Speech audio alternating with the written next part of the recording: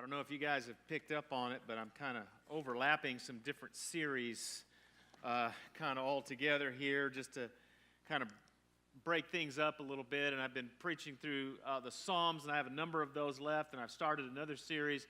The Psalms are, Psalms of Hope, and the theme this year is hope, and I've kind of started another series, Hope for the Home, and with Memorial Day, not really knowing what to expect, when I came in today, wanted to do something really just encouraging, and I wanted to go to the home for that. But I want to start by talking about strife in the home a little bit. And I don't know if you've ever seen those license plate holders. You've seen those, a house divided, and it's usually around a college. There'll be a house divided, and then one half will be Ohio State, Michigan, or one will be Auburn, Alabama, or one will be, like Georgia, Florida. And I have no idea how those people make that work at all. But I've seen families have a lot of fun with that sort of thing. And, a lot of good-natured kind of jibes and ribbing. And we have some friends back in California, and he grew up, about 5 minutes from the Oakland Coliseum, and he's a diehard Raider guy, and he marries this woman who is a diehard Broncos fan, and they actually get to wagering, and it gets pretty extreme. And again, they have a lot of fun with that, but it's all under this idea of a house divided, and so you can have a lot of fun with that and all of that. But unfortunately, sometimes, it's a whole lot more than, we differ about sports teams. And, I can recall, being in people's homes and just seeing stuff go on, and tension and arguments and fighting, and even as guests, and I wonder, man, what is it like when the guests are not here? And the tension is just so profound, and there's just, so much going on, and you wonder, how did it get to this point? And we know there are some things that cause stress in a home. There are things that bring issues and challenges to a home. Maybe you're having financial troubles, and that's one of those things that can really drive a wedge between people, especially if they disagree. Or maybe one of the children, or maybe more than one of the children, have behavioral problems. And that just puts so much pressure on a family or pressure on a relationship, especially if the parents disagree, and then there's stuff that obviously goes on with that. Sometimes it's just a time crunch, maybe one or both spouses are just so busy that there's no time to really be together and to develop a relationship, and it's almost like two strangers living in the same home. Or maybe there's so many other factors going on, in the home where, there's no intimacy, there's no camaraderie, there's no friendship in the home. Maybe there's personality conflicts in the home, and sometimes this can happen where one personality in the home just gets on another person's nerves, or maybe on everybody's nerves. And the problem when we have these kinds of pressures in the home, and when we have stress in the home, is you can't go home and talk about it. When you have a problem at work or school, you go home and you talk about it, and maybe you're encouraged, or maybe even somebody prays for you. But it's there where you're lifted up. That's your safe place. That's where you can kind of recharge and go back out and face that problem the next day. But when the problem's in your home, you can't talk about it with those people because it involves them. And unlike the situations that are in our employment or in our school or whatnot, we know these people in our home almost exponentially more than we know the other people in our worlds. And so all that means is that a lot of these wedges and a lot of these issues can just drill so much deeper into our lives and into our souls and into our hearts. And as a result, it's so easy for us to just lose all perspective and get extremely twisted up inside. And so the question becomes, how in the world do we deal with this? Because a couple of weeks ago, I kind of laid out a premise for the series, and that is that God loves families. And again, I don't necessarily mean the nuclear family that's on all the billboards. I mean, God just loves families. Regardless of what they look like and what issues they have and what problems they have. And we spent pretty much half the message exploring all of that and how and why God loves families. But He does. He loves families, and He wants families to be successful. He wants them to be healthy. The nuclear family or the single-parent family or the dual-income, no-kid family or, whatever it is. And if you're here today and you're single or you're one of the teenagers and you don't have a family yet, just know that there's stuff here that you need to understand as you move forward in life that are going to be important for you down the road that you need to understand. And that God wants us to have healthy families. But how do we do that with how complicated families can be at times? And all of the struggles and the issues that we often have.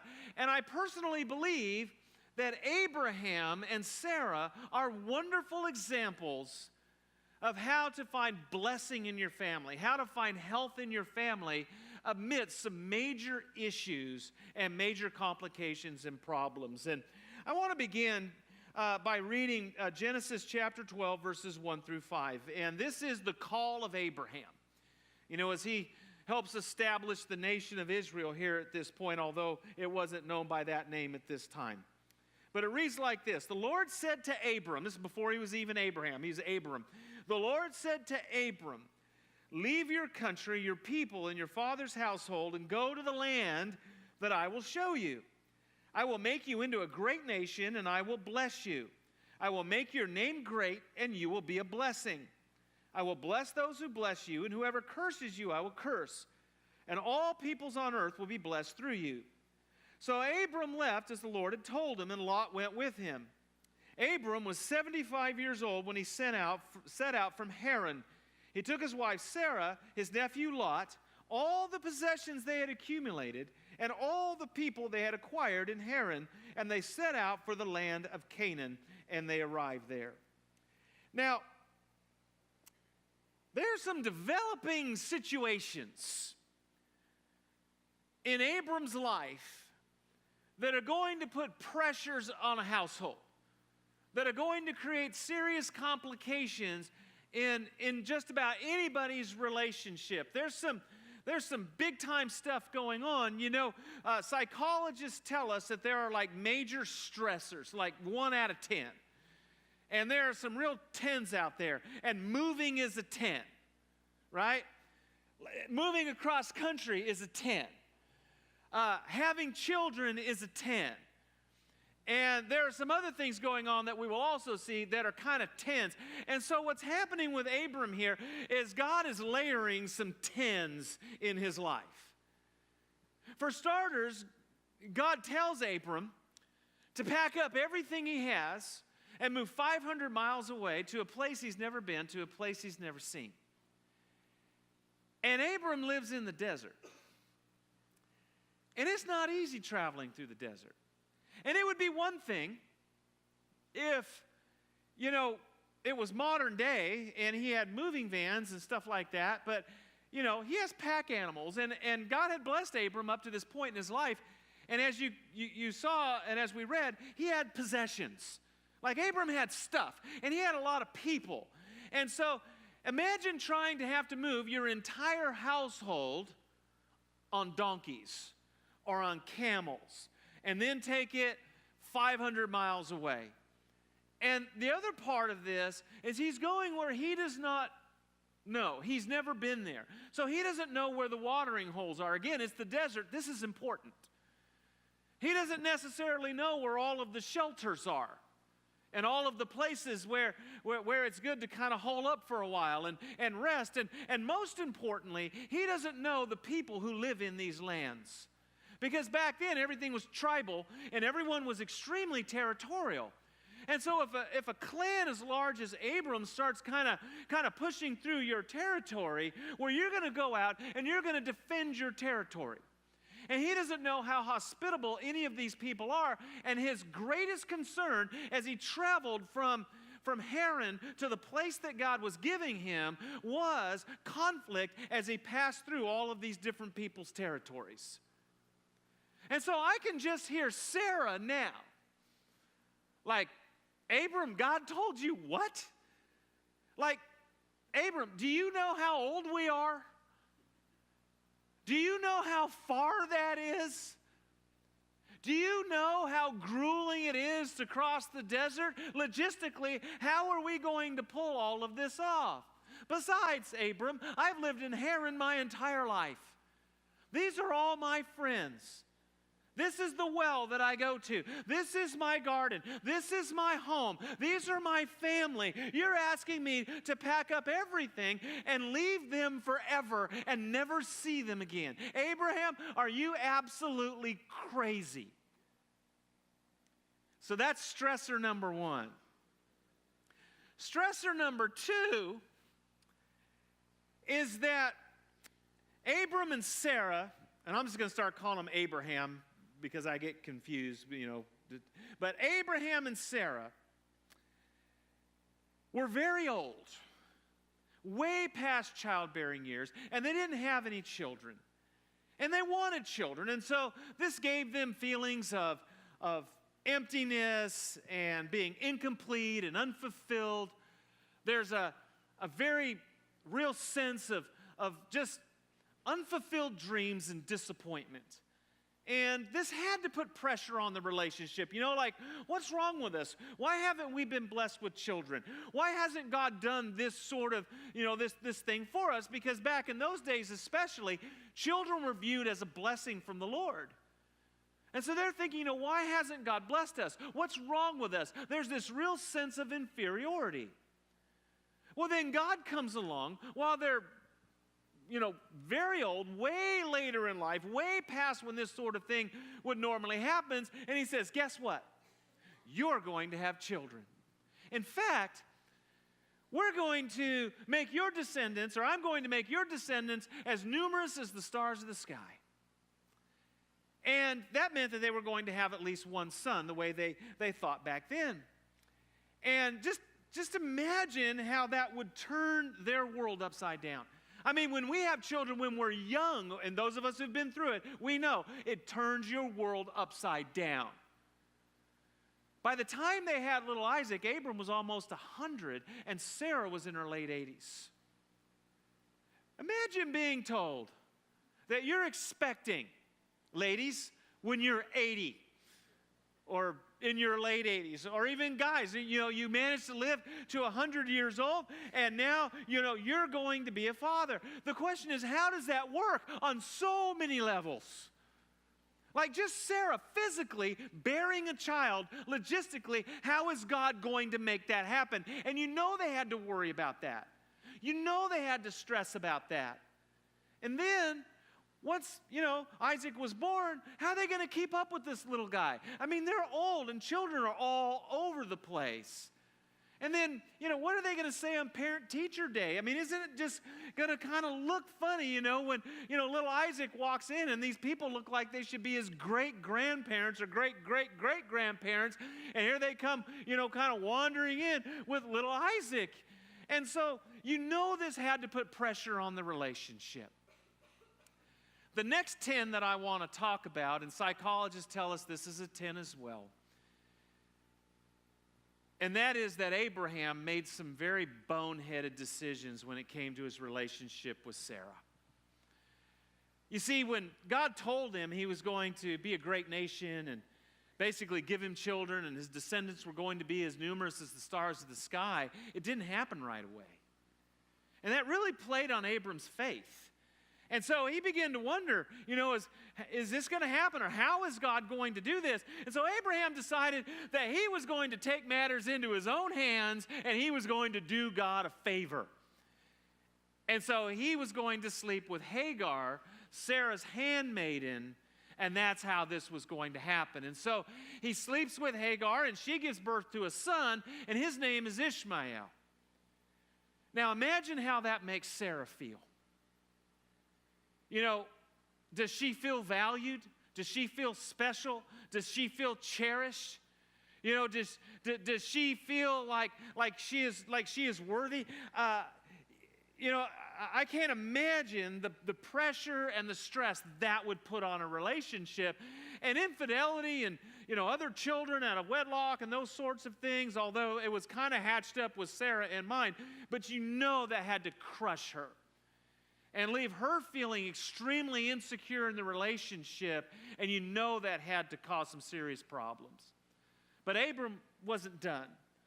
When they were traveling through an unknown land, as what happened much of the time, the people in the land came and met them and like, hey, what are all you guys doing? What are why are you bringing all these people through this land? You're not planning on, staying here, are you? This is our land. And so the king of that land confronts, Abram, and he sees Sarah, and he's smitten. And Abram can tell this is what's going on, and he's afraid the king is going to kill him so that he could have Sarah for himself. And so Abraham takes the coward's way out. And he lies, and he says that Sarah's not his wife and that Sarah is his sister. And so the king lets Abram go, and he takes Sarah, and he plans on taking Sarah to his bed. And the Lord has to intervene, and there's all this big hubbubaloo. And just because the Lord intervened doesn't mean that would not have had an impact on Sarah. I mean, I can just imagine what she's thinking. Thanks a lot, Abraham. Thanks for protecting me. Thanks for sticking up for me. Thanks for cherishing me. And when you have this kind of stuff going on in a marriage, that's a 10. And so again, and there are other things going on, but he's got at least 3 10s on the stress scale, on the things that'll put pressure on your family, just layered, one on top of the other. I mean, how would you like to try and hold that family together? How would you like to have to deal with their problems? I mean, it sounds like something out of daytime TV. And we think, Abraham really messed everything up. What's wrong with Abraham? Well, honestly, he's no different than most of us are. How many of us don't get stressed out over a move? How many of us don't get stressed out over children or having children in the home and all that brings? And how many of us don't have sin and shame and infidelity or divorce somewhere in our families, if not even in our immediate families? The whole point being that our humanity, our culture, our society, and just plain old sin bring pressures and stresses into our relationship and into our families that are extremely difficult to bear up. And the question of the hour is, so how do we manage all that to bring a sense of health to our families? How do we maintain a sense of authentic spirituality and healthy spirituality in sometimes the hardest place for us to be spiritual, and that is our home? And the truth of the matter is that Abraham is a wonderful example of both what not to do and what to do. And isn't that just like us as well, depending upon which day of the week you catch us? Like one day, man, we're doing great. We're a 10 out of 10. We're the best husband or wife or whatever it is, or parent, and we're like on our game. And then, something happens, and maybe we're not in a good mood one particular day, and then the very next day we're like a 1 or a 2 or a 3, and that's just the way that we are. And I think the key for Abraham, and I think for us as well, is perspective. And I think one of the things that so enabled Abraham and empowered Abraham on his good days, and to be Abraham at his best, and to enable his family to be at his best, as opposed to the times when Abram was at his worst and his family was at their worst, is this perspective. And it really comes down to a trust in God and a faith in God and doing things God's way.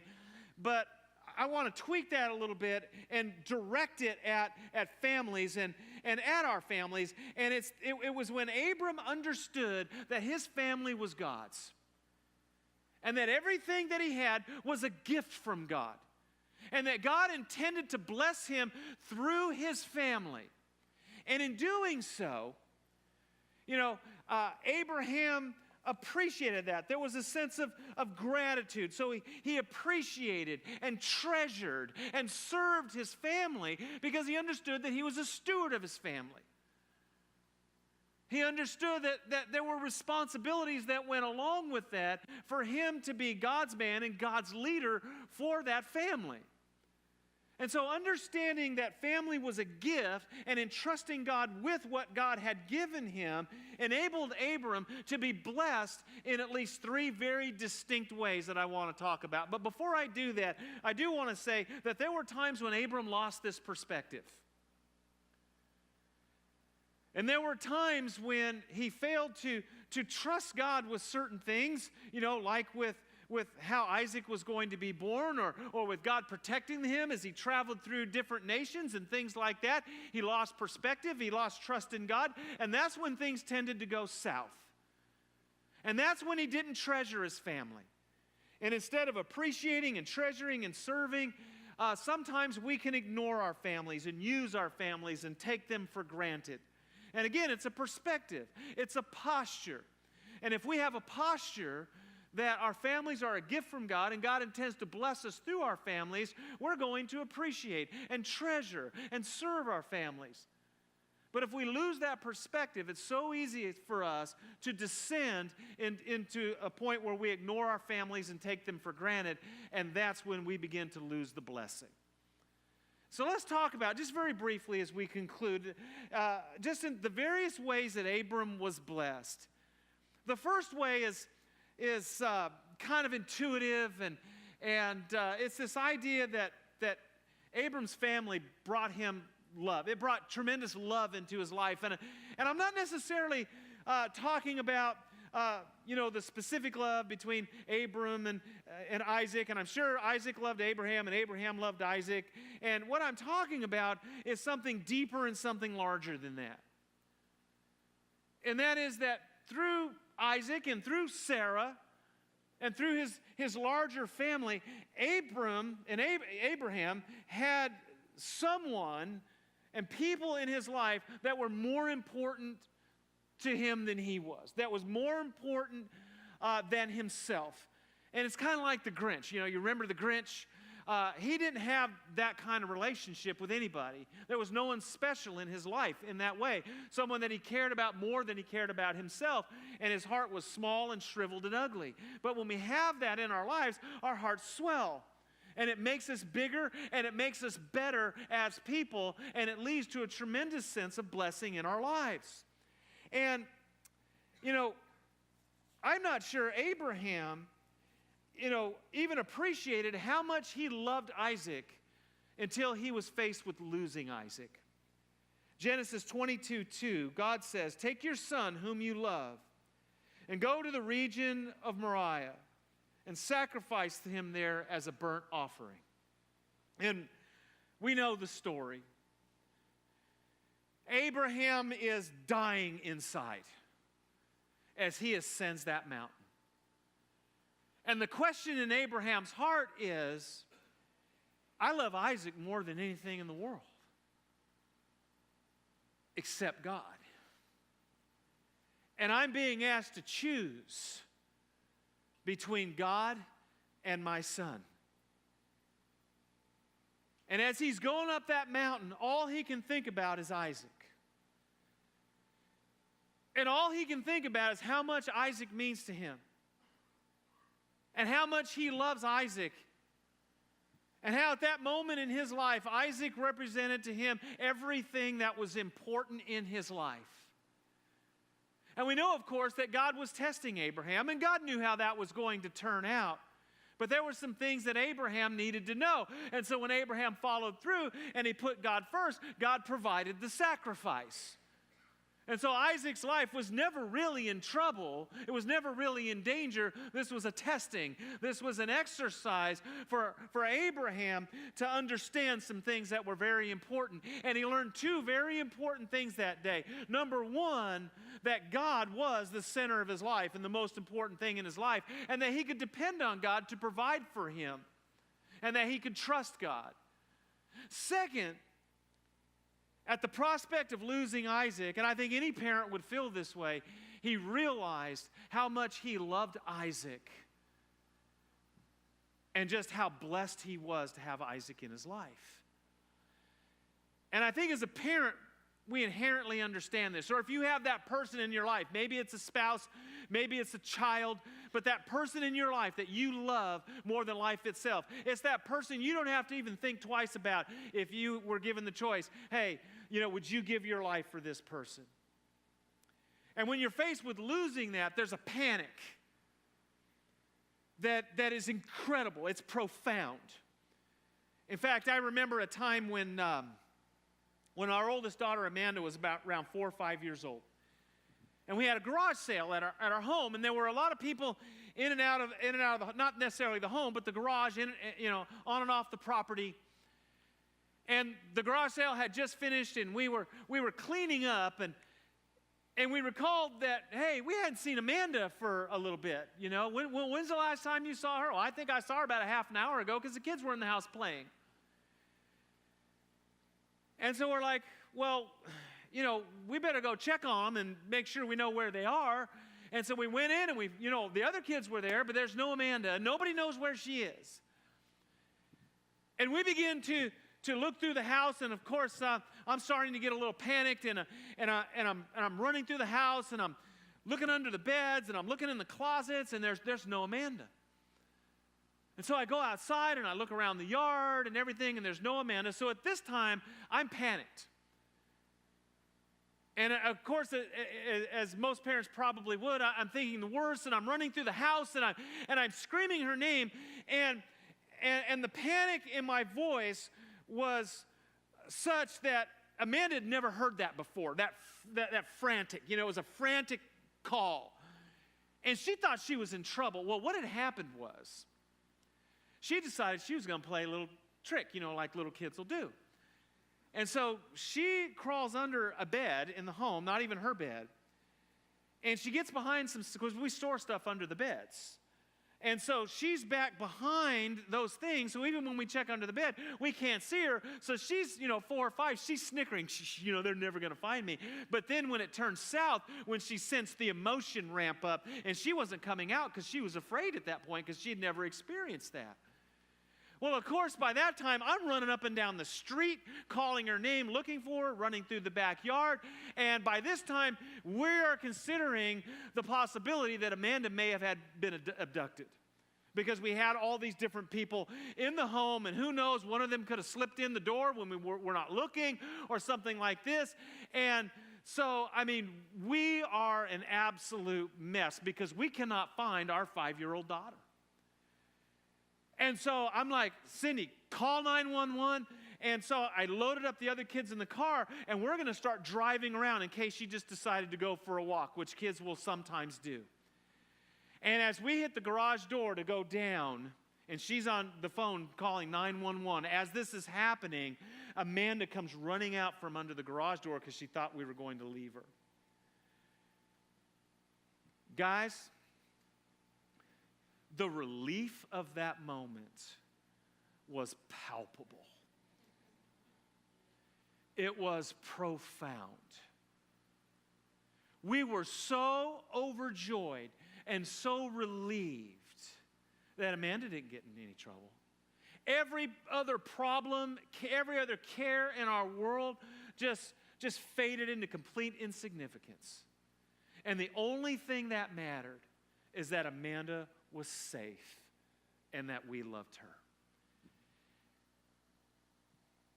And again, we never or often do not realize what somebody means to us until we're faced with the prospect of losing them. And it's then oftentimes that we realize how much we love them and how blessed we are to have that person in our lives. And you know that's how Abraham had to feel when God provided that sacrifice, and when in his mind Isaac was returned to him. And I guarantee you that from that moment on, Abraham loved Isaac more, that he cherished Isaac more, that relationship was more special because of just how close he felt he came to losing him. And so, having that understanding of the blessing of our family, that the gift our family is, means everything as far as bringing a new sense of love to our lives that we just didn't realize, or maybe we didn't appreciate before. And so having that sense of, yes, God is good. God has blessed me, and I appreciate what he has done, and I understand. And just having that perspective brings a whole new level of love to our lives. I think a second way that Abraham was blessed through family was joy. And the story of Abraham and Sarah is really a story of joy and celebration. Genesis 21:6, when Sarah finds out that this whole thing is going down, and she's finally going to be a mother after all of these years, all she can do is laugh. And it says in Genesis 21:6, Sarah said, "God has brought me laughter, and everyone who hears about this will laugh with me." And there's just something about our families, and every family has a different dynamic, But aren't those the best times? When you just take that joy in being around one another, and you're just happy. Maybe you're playing a board game, or you're out to dinner at a nice restaurant, or enjoying a great holiday meal or something like that, and there's people there that you love and that are in your life, and you're having such a good time that the laughter just flows. I believe there was a lot of that in Abraham's family. And Sarah, I think, alluded to that moment, that special moment when they found out, and she just starts laughing, and she's like, "God has brought me laughter." How many of you have had God work in your life where it was so good and so sweet that you just laughed? I mean, isn't that wonderful? Isn't that an awesome thing? And, as my children grow older, I realize this more and more. Because, when they're younger, you're running around, taking them to, soccer practice and baseball practice and drama practice and for this school event and that event, and you're trying to do your jobs, you're in the middle of your careers, and your lives are just frantic, and it's hard to stop and just enjoy it. But as they get older, you enjoy them so much more. The problem is those times are just so few and far between. And this has just really hit home for Cindy and I recently because, we have children living on other continents, on the whole other side of the United States. We got some in school. Of course, we rarely, see them. And, the last time our entire family was together was almost 2 years ago. And I'll be honest with you, that kills me. That just eats me up because in my mind, I have this nostalgia that occurs, this dynamic that occurs when we're all together, and just how rich and wonderful and sweet it is. And, when a holiday comes around or my birthday comes around, the kids always ask, what do you want? What do you want for Christmas? Or what do you want for your birthday? And the last couple of years, maybe even the last 3 or 4 years, I always say the exact same thing. I just want us all to be together. You don't have to get me anything. I just want you to come over. And then when they're all there and we're all together, it's the best. And all that laughter and all that joy that you gain from your family is present, in that moment. And again, not all families look like mine. Not all families have the same dynamic. And we have our challenges like everybody else. And we have problems like everybody else, but there are those moments, when the joy just flows, when the laughter flows. And I guess if I had just maybe a little advice for those of you whose children are still young, don't get so caught up in the business of life where you're just so busy doing this and that and all these things that you just stop, that you don't stop to enjoy it. You don't stop to smell the roses, because that's going to be gone before you know it. And again, there are new joys and new things that happen. But, when you have them, enjoy that, because God intends for our families to bring us joy. Finally, Abraham learned love. I believe he was blessed with love, with this perspective that God has blessed his family with this gift of this child and his wife and everything. And it brought him joy, and it finally brought him significance. And we see that in our primary text today when God says in verse 17, "I will surely bless you and make your descendants as numerous as the stars in the sky and the sand as the sand on the seashore. Through your offspring, all nations on earth will be blessed." Think about what a powerful legacy that is. Through your offspring, all nations on earth will be blessed. When I was just starting out in ministry, I had an older pastor, mentor type figure tell me, he said, regardless of how many churches you plant, because I was a church planter at that time, regardless of all the kingdom impact that your efforts have, and regardless of how much fruit you bear, and even if you pastor, one of the biggest churches in the whole area, that sort of thing, he said, your most important ministry will always remain your family. And I believe that's true not just for ministers, but for all of us. Regardless of who you are and regardless of what your job is, your most important ministry is your family. And I know that we like to think that everything we do is so pressing and it's so important and it can't live without us, and we have to be there. And so we make all these little decisions every day, every week to incrementalize our family kind of out of our world. And the truth is that the most lasting thing that most of us will leave behind will be our children and our children's children. And what that means is that every single parent is important. Every single parent is it's terribly significant. That every single parent has the ability to make or break someone's life. And some of us have been on both sides of that.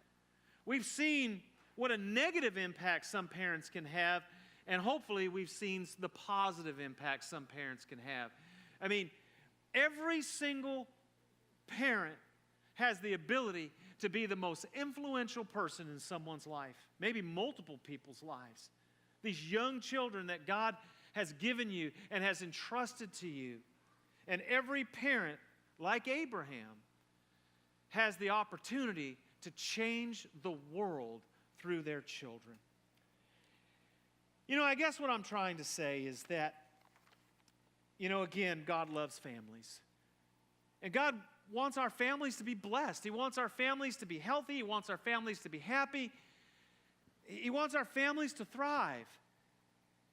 And yet we look at that and we're down here on ground zero. We're inside the maze. We don't have the big perspective, the big picture. And we're thinking, man, how in the world can God do that for me? Because, man, we got all these issues. We got all these stressors in our lives. And maybe some of you are dealing with some of those 10s, And you know what that does, that the tension and everything that creates.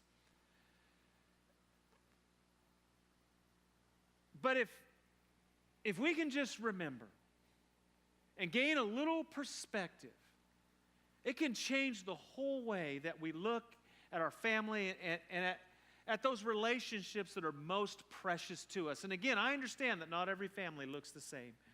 But I think this is true for all families, and that is that God desires health, He desires happiness. He desires success from a spiritual perspective. He desires for our families to spiritually thrive in Him. And I think we do that, for starters, or the way that we begin to do that, is by understanding that our families are not a burden, that our families are a gift, and they're special, and they are intended to be a blessing from the Lord. And as we view them as such, as we appreciate our families, as we treasure our families, as we serve our families, We will begin enriching the lives of those people that we care about, and then in turn, God brings the fruit of love. He brings the fruit of joy. He brings the fruit of significance. Where if we forget this perspective, and we miss how important the ministry of our family is, and we miss what a blessing they're intended to be, and how special they are, and the responsibilities that we have, we run a very great risk of just overlooking our families and taking them for granted and ignoring them. And when that happens, we will have the opposite fruit. The love will begin moving out of our lives. The joy will begin moving out of our lives. And even significance. Even though we think we're doing the most significant thing in the world, our job is so important, even our significance will begin to move out of our lives. And we see this so clear on both sides in the life of Abraham. And so may we learn from the good Abraham, or the Abraham, honestly, that was there most of the time. He just had his moments like all of us. But, may we learn from him so we don't even have those moments. And may we just understand what a wonderful gift and what a wonderful blessing that God has given us in the form of our family. Those people that He has placed in our lives that are more special to us than life itself.